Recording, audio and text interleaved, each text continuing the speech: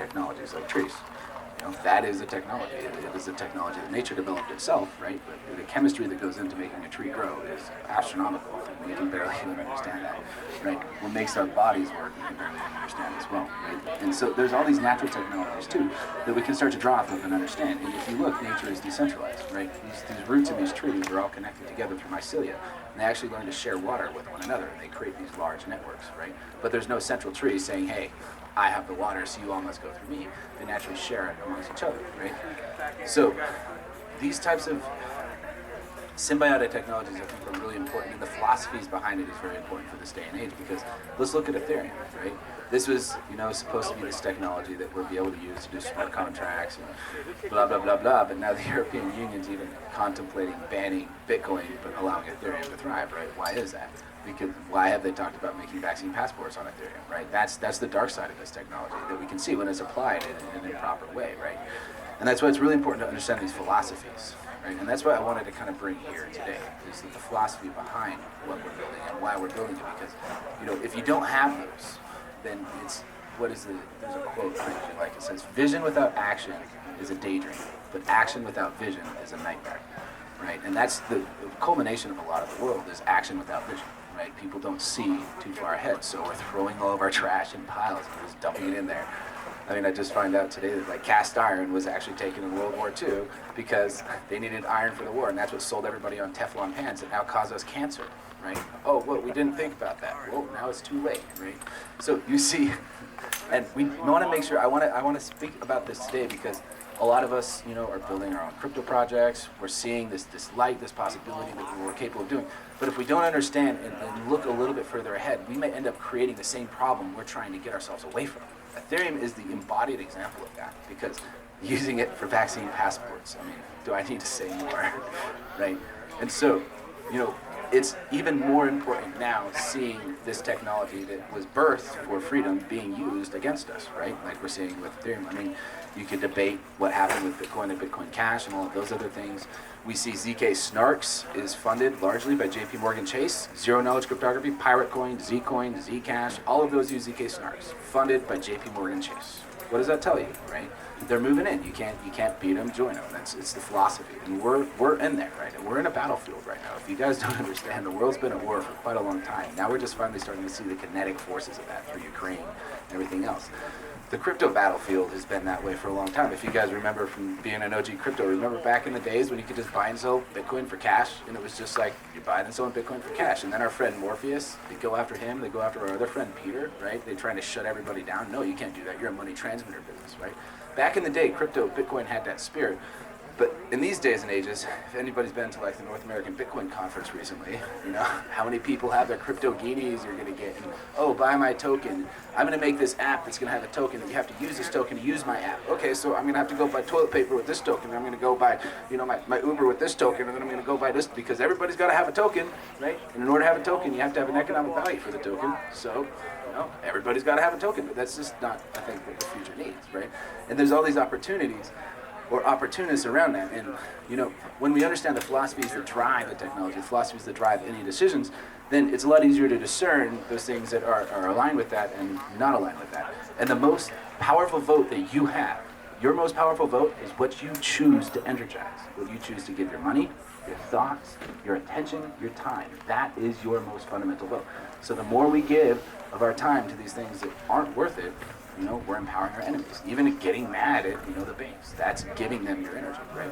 What we need to figure out is how to neutralize it so that we don't energize it anymore, because it becomes a perpetuated cycle of cat and mouse where one's attacking the other and chasing, and one empowers the other, and then it goes back and forth and back and forth.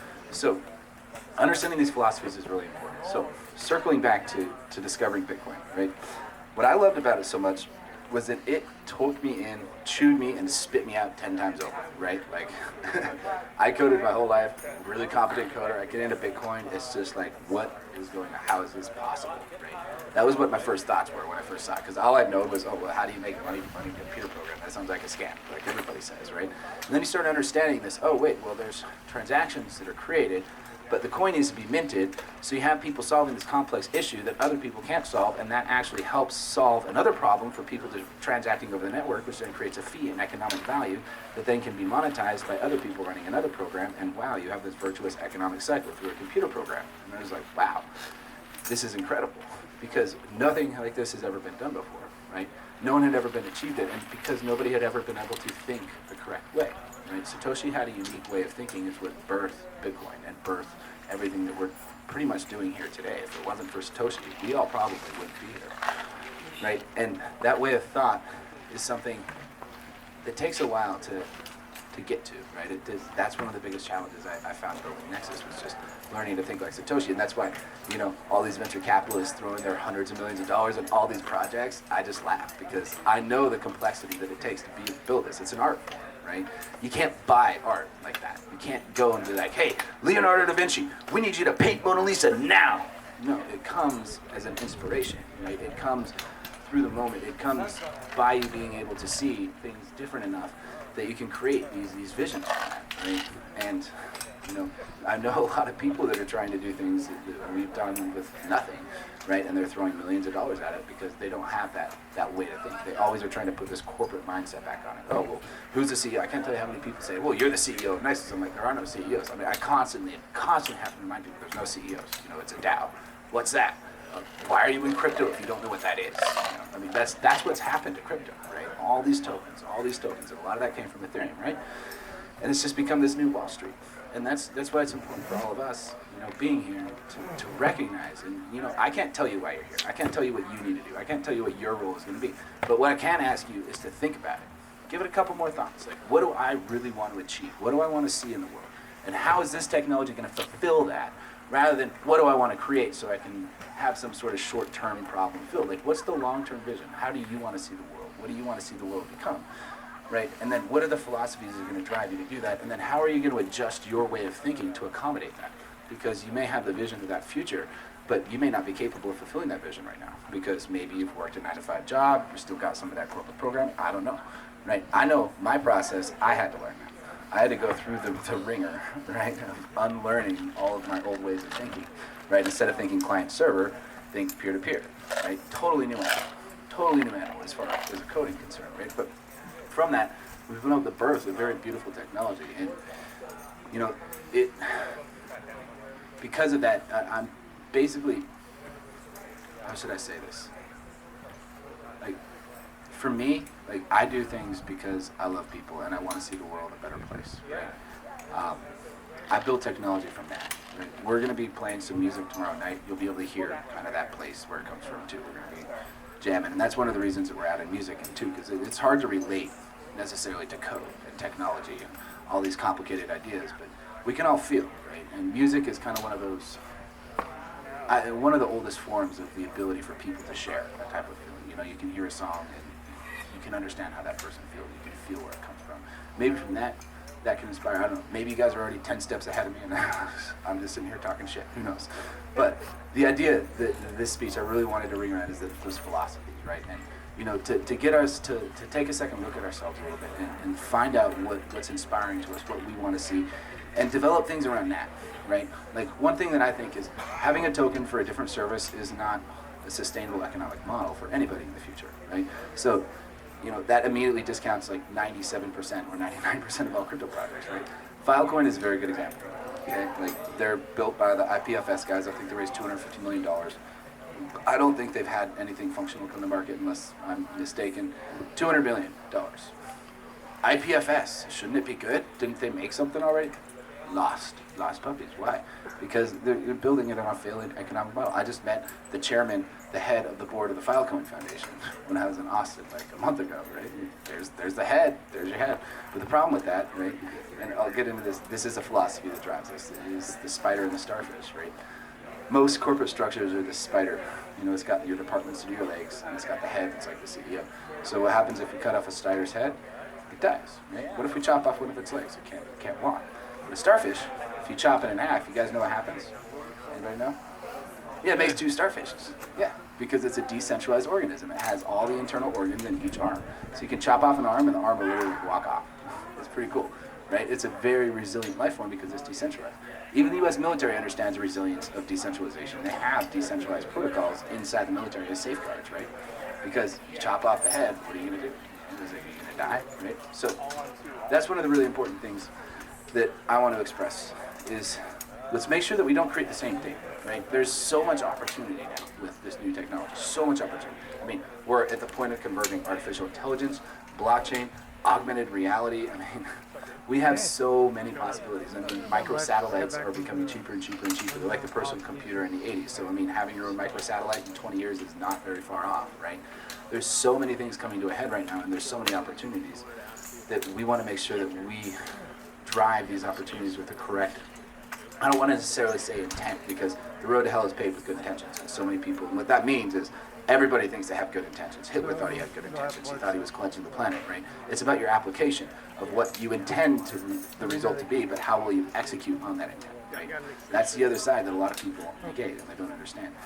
So spending that time to make sure that's right is really important, and spending some time to find out what things that we value, what are philosophies that we value, what are things, qualities of life that we value, what are things that we want to put out into the world, and how can we build the technology around that to facilitate that, but also that facilitates other needs of humanity, right? And that's one of the things that drives me, right? I care about people. The world's completely fucked, so we need as much help as we can to fix it, right? I'm not a problems-oriented person. I'm a solutions-oriented person. As far as the existing system, I think it's completely corrupt and it's completely gone. It needs to just probably go away on its own. I don't have any faith in the court system. I don't have any faith in the military or politics. I mean, it's just another form of swapping kings. It's like playing Russian roulette. Yeah, sure, we got a good king this time. The bullet didn't go off, but what happens when you spin it again? Oh, yep, there goes Fred. Yep, he was a good guy. Played Russian roulette again, right? I mean, that's what happens when we're swapping kings. And we have a basic democracy, right, where you can elect your king. Woo! We elected a king, great. But that's one guy to corrupt, right? One guy. And so let's look at it over. I mean, look in Arizona, like we tried to get rid of our head of house or whatever to recall him. He still stayed in. The California governor stayed in, just manipulate the election again, right? I mean, it's so hard to get these guys out. So because of that, but it's so easy to get them in because they just manipulate the voting system. So like, as far as like petitioning governments or anything, it's all garbage to me. Like, it's just garbage, flow, let it go away, right? Like, the world needs something new, right? And it needs things that are based on proper philosophies. The philosophy of what America was founded on is gone. It was gone a long time ago. There's still remnants of it with people like us, right? But a wide variety of people, they're drinking the Kool-Aid, right? So instead of suppressing or being upset at these people, you're brainwashed or whatever, how can we lead them with honey? How can we lead them out of their mindsets instead of brute forcing and trying to make a stink? Like, what are more skillful ways that we can do this? What are more skillful ways that we can change people, right? Do we say, you're wrong? No, the vaccine kills you, man. The vaccine kills you. Oh, no, you're a crazy conspiracy theorist. No, it happens all the time, right? We need to find ways to motivate people out of that, because people are happy in that because they don't know anything else, right? But if you go to them and say, hey, vaccines are bad, they're going to be like, you're a crazy person, because there's all of the, corporate programming. So what are skillful ways that we can? One way that I found is, we talk about greed being the root of all evil. It is. I mean, greed has caused a lot of serious issues, but what drives greed, right? It's like a bottomless hole as far as I see it. I say it's kind of like filling a hole with water, right? You feel kind of full for a minute, but then the water slowly leaks and you got to put more water in. We need to fill the hole with dirt, right? What is the hole that everybody has? Well, they're selling their whole lives away for nothing because that's what they think is the best thing to do, because that's what their peers think is the best thing to do, right? So the best thing we can do is show them a more profitable way, right? Because then that satisfies their greed. You don't have to be like, you're bad, you're greedy. Be like, hey man, like there's a new way that you can do this and it's better.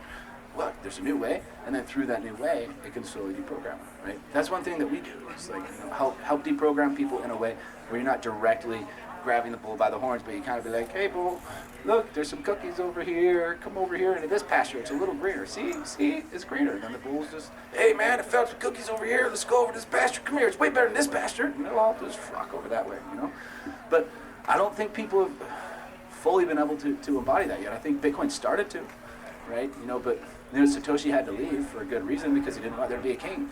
But, it was still a baby, and so the baby needed to be cared for, and then, hey, little baby, we're taking you in, JP Morgan, AXA Ventures, yeah, we're going to fix you up, Bitcoin, and then now we have, $100 transaction fees when the network gets congestion.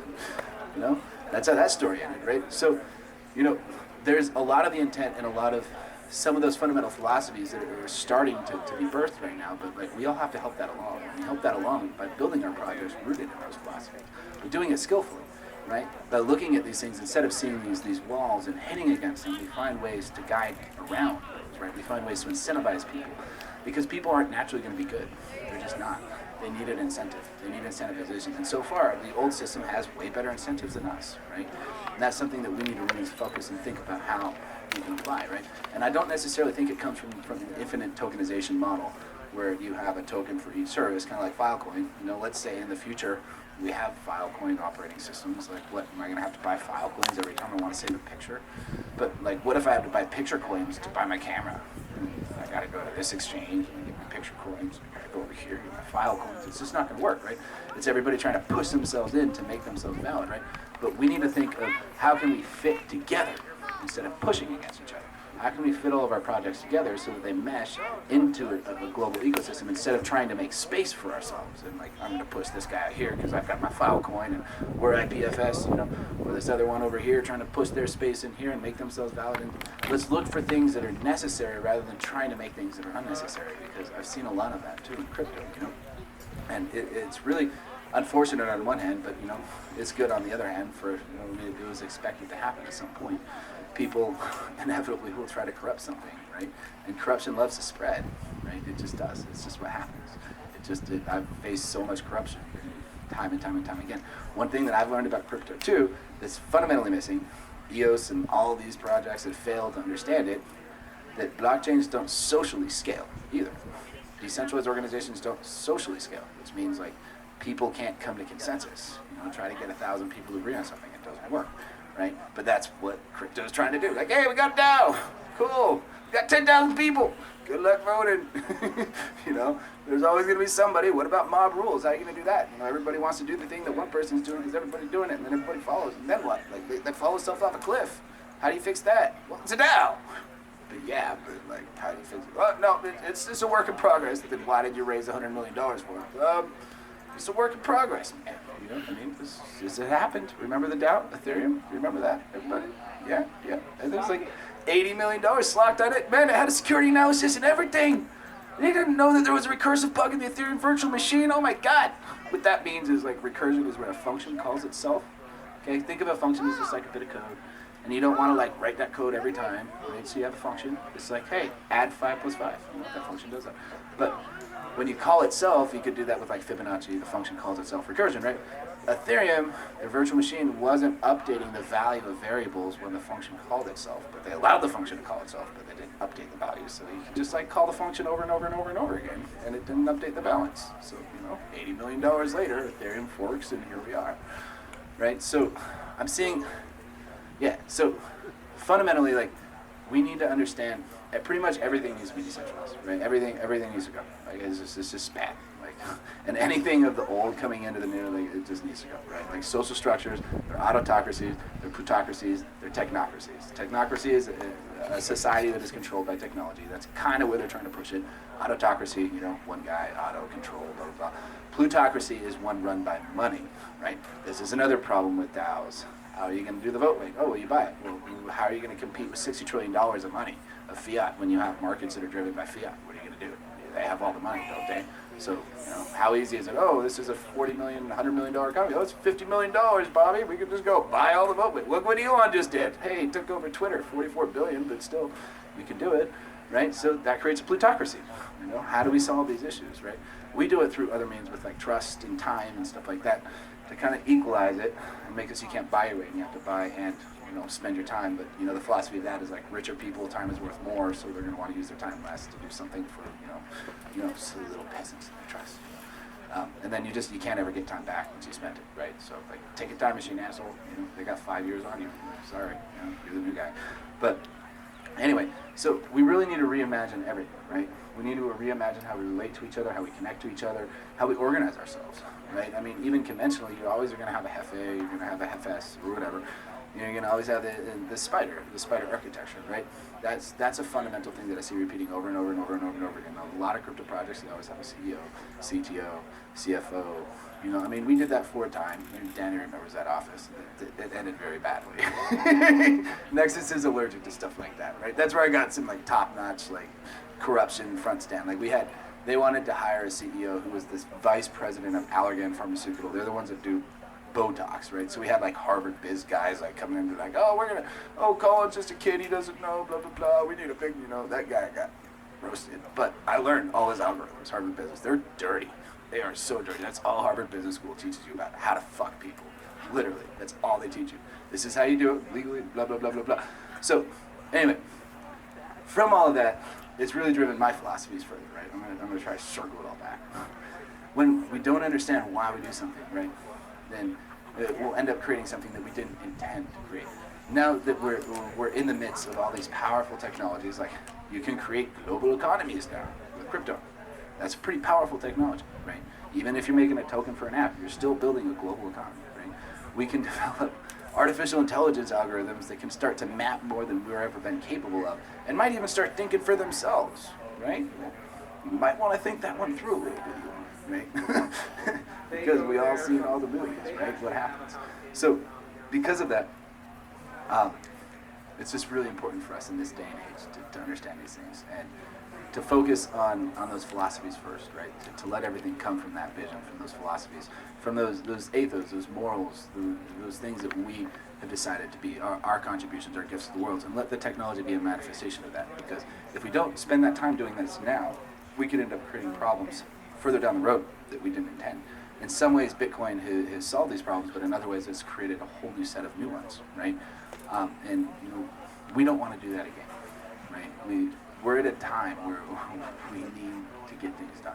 We need to do something about what's happening in the world, right? I mean, they are trying everything they can. I mean, if they can, they will, right, Ernie?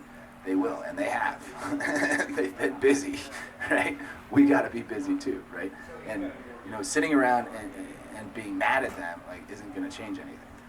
We can look at all of the things that are fucked up about America. Yeah, America is fucked, man. Like since 1872 is when they did the whole corporate America, Virginia company.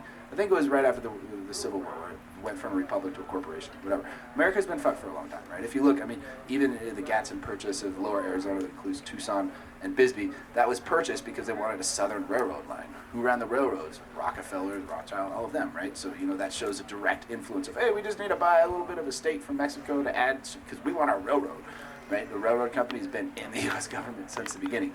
I mean, they know how to corrupt things, right?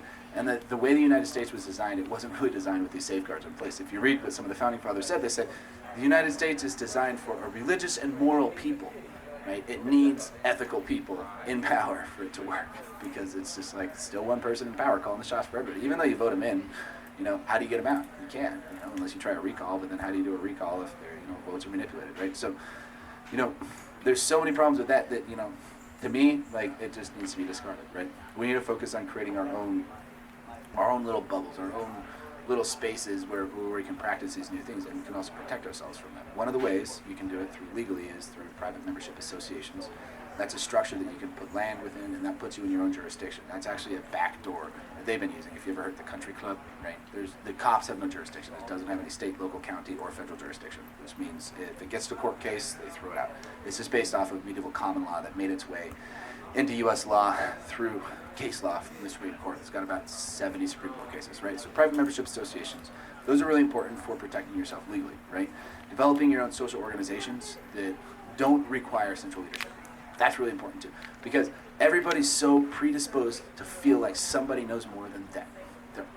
That's the program, man. And that's what drives leadership. The world doesn't need another leader. The world doesn't need a savior. The world needs to lead themselves and save themselves. And we need to help people become more skillful and confident in their skills, rather than, no, I'm the jefe, A true leader is somebody that inspires people to be better than what they are and helps them learn that, right? Rather than being like, no, I'm just the most capable person, that's why I'm the leader. That's how it works, in the conventional way. But, the symbiotic way, right, is in helping those, the strong help the weak. They don't exploit the weak. right? We need to help all the people that we can learn that they are competent, that they can be. They just have to put time into it, right? And it's not going to happen overnight. You just have to work. You just have to work at it. That's all. And we need to help people learn to work at it, right? Because everybody here is going to take to do this, right? We can't have this with leaders and spiders. I mean, yeah, you have an army of spiders, but imagine an army of starfishes, right? Who's going to win? You chop every starfish, you double the population, right? We need to start thinking in these ways, and we need to start helping people think in these ways too, and help lift them up, help them, with this technology, right? Those are philosophies that I see. Help make them feel more competent and more capable, and that ultimately, I think, is going to be part of the impetus of change that we need, right? We're coming out of being slaves, essentially, and the conventional mindset of that is to create, another slave. Right? Usually somebody that's been enslaved either wants to go back to slavery or they want to become the master of another. And we need to be careful of that mindset. We also need to build safeguards against that mindset because I see it happening a lot. It happens in decentralized communities over and over and over again, in DAOs all across, right? We need to have safeguards against all of that. And ultimately, we just need to help people realize that we're all capable of bringing this change. So it's going to take all of us to make this change. And if, we're thinking that somebody else is going to do it for us, or, there's somebody that's more capable or competent, then we withhold our gifts to the world, right? And it's going to take all of us. And some it might help, take them to help them get out of their puddle and realize that they're capable of it too, and stop feeling so helpless, because we're actually the ones that are allowing all of this to happen. And if we change because we just shift our directions, right? If we don't have to feed the supermarkets anymore, we don't really have a choice right now because we don't have our own trade networks, we don't have our own economic, we don't have our own transportation systems, so we have to use it, right? So what do we need? We need our own trade systems, we need our own economics, we need our own, peer-to-peer Uber, right? Like, anybody want to work on it? Go for it. Peer-to-peer, decentralized Uber. I'm a semi-driver. It's an Uber for semi-trucks. Hey, I need to bring this produce from this farm to this farm, right? We need to create this farmer's market. We need to create this decentralized tokenized economy. Then we're not going to need them anymore, right? And we all want to be away from them. We all want to. We all want to maintain that same quality of life too, right? So it's going to take all of us to build the shit. But just make sure that your Uber uses a consistent currency, because if I have to buy a new token for every service I use, I'm going to kill myself. Okay? I think that's about all I have to say, unless anybody has any questions. Yeah, keep talking. Roll a bit longer. What's that? Keep going. How long do I have? Listen to Rebecca. At least 10 more minutes. Come on. What else? Yeah, questions. Elon saved the internet with Twitter. Comment.